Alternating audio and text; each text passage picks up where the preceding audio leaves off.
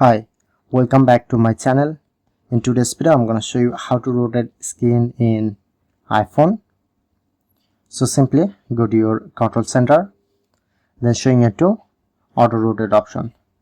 Now I'm its lock, press on to unlock, then I'm easily rotate my screen. I can open my file, then look here. This is auto rotate, and when you press on to lock, then it's not auto rotate. Okay, unlock, then it's rotate. And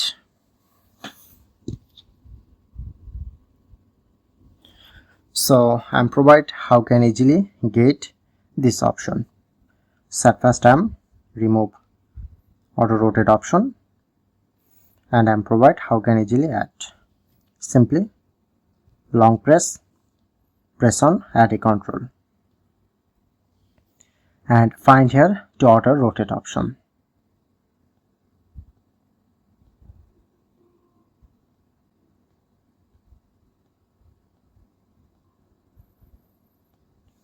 So look here, this is the auto rotate option. Just press on to add. Now successfully add auto rotate option. When you enable to lock, then auto rotate off, and now enable auto rotate.